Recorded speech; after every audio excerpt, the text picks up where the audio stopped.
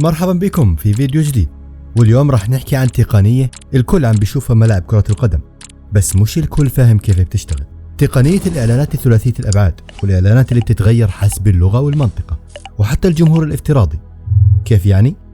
خلينا نبلش من البداية.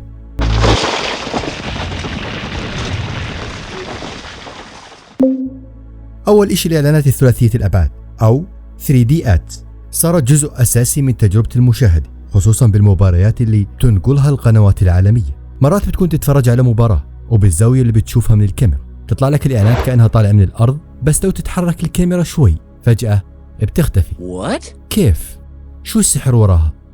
الإعلانات اللي بتشوفها على جنب المرمى مش صدفة ومش مطبوعة بشكل عادي، اسمها Perimeter 3D Ads أو الإعلانات ثلاثية الأبعاد المحيطية. هي عبارة عن طباعة خاصة مع زوايا محددة، ومكان الكاميرا محسوب بالملي لما تتصور من الزاوية الرسمية للمباراة. بتبين كأنها ثلاثية الأبعاد طالع لقدام، فيها عمق وخداع بصري رهيب. كيف بتتجهز وبتتنصب؟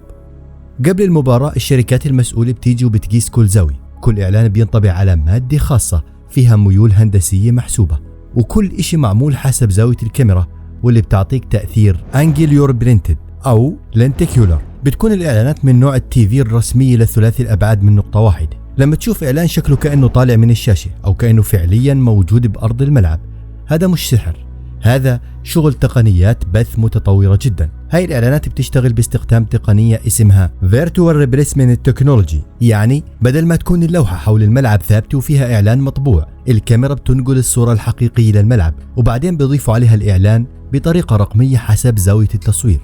يعني اللي بحضر المباراة بأمريكا بيشوف إعلان معين، واللي بحضرها باليابان بيشوف إعلان ثاني، نفس الوقت ونفس المكان بس إعلان مختلف. كيف؟ لأنه البث بينعمل له معالجة قبل ما يوصل للمشاهد. يعني لو افترضنا إنه في مباراة عم تنبث ل3 قارات، كل قارة راح تشوف إعلان مخصص إلها على نفس اللوحات الموجودة حول الملعب. الشركات المالكة لحقوق البث بتكون شارية حقوق إعلان لأكثر من سوق، وهي الطريقة بتخليهم يستفيدوا من كل إعلان بأكثر من شكل. طيب شو التقنية اللي بتسمح بهذا الحكي؟ أول شيء الكاميرات اللي بتصور المباراة بتكون مرتبطة بأنظمة تعقب ذكية، بتعرف وين اللاعب وين الكرة وزاوية الكاميرا وحتى سرعة الحركة. هاي البيانات بتنرسل لنظام اسمه Virtual Advertising Engine، وهذا النظام بيفرغ المكان اللي فيه الإعلان وبحط محله إعلان مخصص بناء على المنطقة الجغرافية. نفس الشيء بينطبق على اللغات، يعني لو مباراة برشلونة وريال مدريد عم تنبث بالشرق الأوسط راح تشوف إعلانات بالعربي، بينما نفس المباراة عم تنبث بأمريكا اللاتينية راح تشوف الإعلان بنفسه بالإسباني. النظام بيبدل المحتوى بناء على الجهة اللي عم توصلها الصورة. طيب خلينا نحكي شوي عن الجمهور الافتراضي.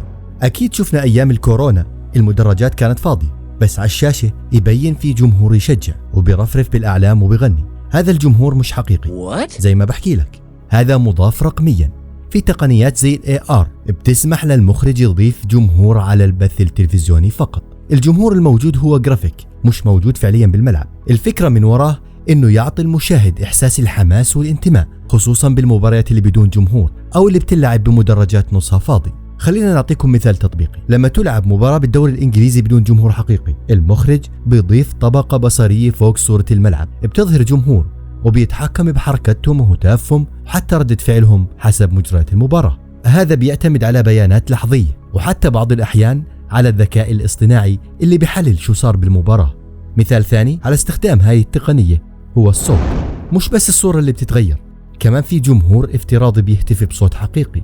الشركة المنتجة للمباراة بتحط تراك صوتي مخصص بتحكي فيه هتافات الجمهور حسب الفريق اللي سجل أو الهجمة اللي صارت، وهيك صار عندنا بيئة رقمية كاملة بالمباراة. الإعلان ثلاثي الأبعاد، الجمهور موجود بس مش موجود، والصوت كمان مفبرك بس بتحسه واقعي. كل هاي التقنيات الهدف منها إنها تخلي تجربة المشاهد أمتع وتفتح مجالات تسويق أوسع. طيب نرجع للإعلانات. في نقطة مهمة هون، هاي التقنية بتستخدم اللي بنسميه Region Based Streaming، يعني البث المباشر بيكون في أكثر من نسخة حسب الدولة أو اللغة، وكل نسخة فيها محتوى إعلان مختلف. وهذا بيفيد الشركات اللي بدها تستهدف جمهور محلي أو شركات عالمية بدها تعمل تسويق حسب الثقافة. يعني إعلان للشركة بفرنسا غير إعلان بالسعودية رغم إنها نفس المباراة. في كمان برمجيات متطورة بتستخدم الGPS ومكان المستخدم لتحديد أي إعلان بنعرض له. يعني لو أنا بتفرج من عمان راح يطلع لي إعلان لشركة أردنية، بينما واحد من ألمانيا راح يطلع له إعلان حسب سوقه. ومن التطورات الجديدة كمان إنهم صاروا يدمجوا هاي الإعلانات مع تقنية الآي تراكينج اللي بتحلل وين بيطلع المشاهد أكثر على الشاشة، وبيتم وضع الإعلان في نفس المكان اللي بتروح له عيونه. يعني حتى مكان الإعلان مش عبثي بل مدروس تماما. وإذا بدنا نربط الموضوع بعالم التسويق، هاي الثورة التقنية غيرت مفاهيم الدعاية الرياضية. أول كانت الشركات تحط إعلان لمرة واحدة، واليوم صاروا يوزعوه حسب الدولة، اللغة والفئة العمرية، وأحيانا حسب المناسبة أو حتى حالة الطقس. خلونا نعطي لمحة عن شركات التقنية اللي وراء هاي الأفكار. هذول الشركات طوروا أنظمة بتسمح بدمج الإعلان الرقمي بالملاعب بشكل واقعي جدا، لدرجة إنك بتفكر إنه الإعلان فعلا موجود على أرض الملعب. شركة عندهم تقنية اسمها DBR Live، وهاي بتقدر تستبدل الإعلان المباشر بإعلان رقمي وبطريقة ما حدا بيلاحظ إنها مفبركة. وهذا بيساعد الفرق يبيعوا نفس المساحة الإعلانية لأكثر من جهة حسب السوق. نيجي للسؤال، هل هذا الشيء بيأثر على اللاعبين؟ في الغالب لا، لأنه الإعلان مش ظاهر عندهم بالملعب، فقط للمشاهدين عبر التلفزيون. يعني اللاعب ما بيشوف غير اللوحة العادية، لكن انت وعلى الشاشة بتشوف إعلان مختلف تماما. أما بالنسبة للمشاهد فهذا الإشي بيعني إنه صار بالإمكان نعيش تجربة كأنها مخصصة إلنا شخصيا. تخيل إنك بتشوف مباراة وكل الإعلانات اللي حواليك بتتكلم بلغتك وتحكي ثقافتك. هذا الشيء بيزيد من شعورك بالتفاعل. وأكيد الموضوع ما وقف هون، في تطور قادم اسمه AI Personalized Ads، وهذا راح يسمح إنه الإعلان يتغير حسب بياناتك كمستخدم، مثل العمر، الجنس، الاهتمام، وحتى عاداتك الشرائية. يعني في المستقبل كل واحد ممكن يشوف إعلان مختلف عن صاحبه وهو بيحضر نفس المباراة. وطبعا كل هاي التطورات إلها أبعاد اقتصادية هائلة. الفرق صارت تقدر تجيب دخل إضافي ضخم من نفس المساحة الإعلانية، لأنه كل جهة بتشتري إعلان حسب جمهورها. وبرضه هذا الإشي أعطى فرصة للفرق الصغيرة إنها تدخل السوق الإعلاني العالمي، لأنه البث صار في مجال لاستهداف أسواق متعددة. وآخر نقطة لا ننسى إنه كل هاي التقنيات بتعتمد على بنية تحتية رقمية قوية، من تصوير فائق الدقة لنقل بيانات سريع لمعالجة فورية وأجهزة ذكاء اصطناعي تشتغل بلحظتها. يعني مش بس إبداع بصري، كمان إبداع تقني رهيب. وبالنهاية عالم كرة القدم صار مش بس رياضة، صار مسرح ضخم للتكنولوجيا والتسويق والابتكار. وهاي الإعلانات الثلاثية الأبعاد والجمهور الافتراضي كلها أدوات عم بتغير شكل اللعبة.